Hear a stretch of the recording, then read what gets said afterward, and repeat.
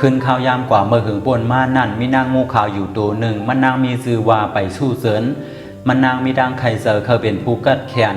มันนางสั่งไล่คัดเซอแถมสร้างบารมีเป็นลายปากปีที่เนื้อปางลายอันใหญ่กว้างลงนั่น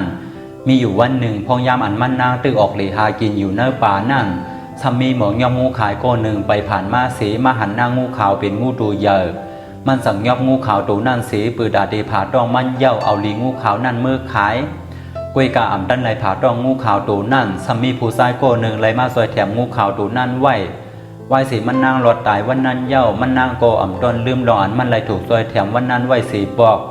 มันนางสังวนว่ามันนางมีดังกัดแขนมันโกเดียมถูกเบือนปี้กินแทงไหนมันนางโกสั่งไล่คัดเสอแก้งกำแถมสร้างปารมีปืดาเตมีดังกัดแขนตีเอานั่นมาข้าวยามก่อป่วนกว่าสำถึงเนืองเหงปีเย่ากำลืนมันนางโกมีดังกัดแขนเป็นนางงูขาวลงตัวใหญ่ผ่านเป็นผู้ยิ่งหางหลีโกไลวินกว่าอยู่เนื้อกลางหาวโกไลลงกว่าอยู่เนื้อนำโกไลผ่านเป็นงูลงตัวใหญ่โกไลและดังปลายห้องลงฝนมาสีห้องนำไลอุปเปิงนำไลเหมือนหนังกลางเสอมันนางเคยผ่านเป็นสังโกไลว่ามันนางเป็นงูขาวอันมีดังกัดแขนตีเย่าอยู่มาวันหนึ่งนางงูขาวไล่ทบกันดังไส้ก้นผ่านโกหนึ่งเลยลองกึ่งก้างมันไส้มีสื่อว่าสีเซียนในพองยามอันมันไส้ตึกไต่หาตนยาปืดาเดเอามือป้องเป็นยานั่นทำมีนางงูตัวหนึ่งออกเสอเขาเย่าหยอกมันแลเฮ็ดให้มันตกลงกว่าเนื้อนำนั่นเพราะว่ามันตกลงกว่าเนื้อนำนั่นเย่าไหนอันเป็นสีเซียนในมันซ้ำอ่ำป้องหมอลุยนำอันเป็นนางงูขาวไปสู้เสือนั่นก็สั่งไล่ลงกว่าซอยมันเอาไว้มันนางต้องไหลกำเหลียวว่าผู้ชายก็ในเป็นก็เหลียวกันตั้งก็อันยำซอยแถมอาซักมันไว้เมื่อสัตว์ก่อนนั่นถึงว่าวันและข้าวยามเดผ่านปนมาเย่าเป็นเฮงปีก็มันนางก็อ่ำตนลืมสีปอกมันวนเนอเสว่าเดดอกเดียนขึ้นกุ่งเกซูอันไรซอยแถมมันนางไว้สัตว์ก่อนนั่นกวยกามาโหเสมันนางซ้ำเลียกลายสีหักมันไส้กว่าถึงตีหามซ้ำโปอ่ำไรและกำลืนมาขาสองโกไลตีหน้าเฮิรนซ้อมกันกว่านางงูขาวไปสู้เสือในมันนางก็จะสัตว์ป่านมันนางเหมือนคนธรรมดาเสียอยู่ซ้อมโผมันกว่าอันเป็นโผมันนางนั่นก็อยู่ซ้อมมันนางกว่าเสื่องนั้นโดยตีมันอ่ำหูว่ามีมันนั่นเป็นงูขาวผ่านเป็นมาไหนอยู่มาวันหนึ่งซ้ำมีหลวงจินฝ่าไห่อันมีดังกัดแขนโกหนึ่งออกข้าวตั้งสีมาเมื่อไรทั่วผ่านขาสองก็โผมีนั่นหลวงจินฝ่าไห่ก็หูกำเหลียวว่าไปสู้เสือนั่นเป็นนางงูขาวผ่านเป็นมาไหนถึงว่าไปสู้เสือนั่นตีเสกัดถาพามตาเฮกังไว้อย่าเฮาเผาผู้ลองตีมันสีตาโกกวยกาเลยลองตั้งกัดเขียนบารมีของหลวงจินฝ่าไห่นั่นยังอย่าเหลือมันนางแลเฮ็ดเฮามันนางอ่ำเฮกังไลอายตูงูมันนางนั่นแลมันผิดปักเบิงในเมืองผีอันเป็นหลวงจินฝ่าไห่นั่นก็สั่งไล่คัดขวางตั้งห้าของขาสองก็เลยลองตั้งว่างูเลยดังกวนเตะเสื้อสาปานโฮมซ้อมกันอ่ำไลไหนสั่งว่าไปสู้เสือนตื้ออยู่กินซ้อมกันตั้งสีเซียนอยู่ไหน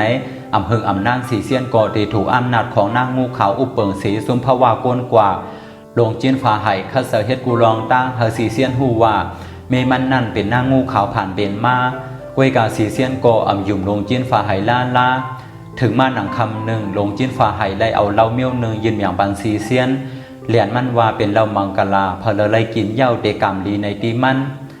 อันเป็นสีเซียนก่อสั่งไล่เอาเหล้าในมาเลี้ยงเมมันดีเฮิรนอันเป็นไปสู้เสือนนั่นเพราะว่าไปสู้เสือนกินแล้วนั่นเข้ากว่าเย้าไหนเฮ็ดเธอมันนางเมาเสียเอาสติมันนางขาดเปลี่ยนแล่เฮ็ดเธอมันนางนั่นผ่านเป็นงูขาวขึ้นเหมือนเก่า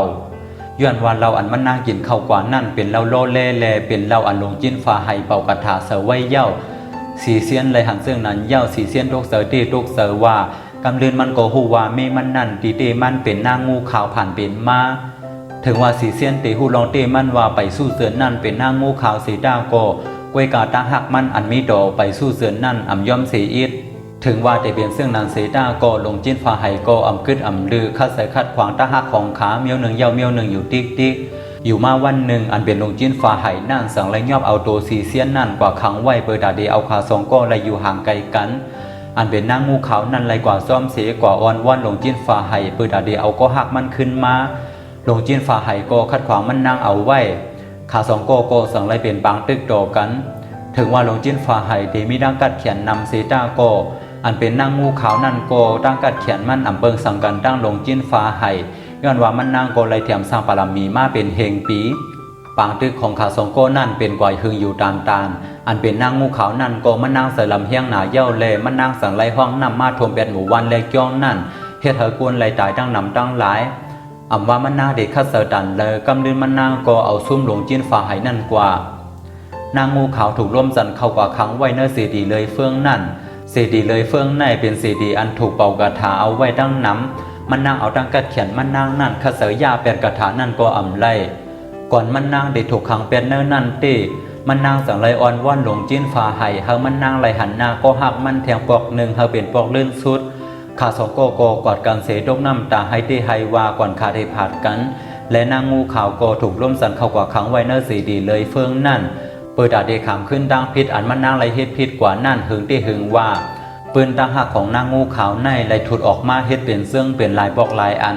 บางปืนก็ลาดว่าไปสู้เสือนและดังสีเสี้ยนในขาไม่ลูกซ้ายห่มกันก็หนึ่งและลูกซ้ายขานั่นเย่าเป็นก็อันมาปล่อยมันนางออกดีเนื้อสีดีเลยเฟื่องนั่นไหน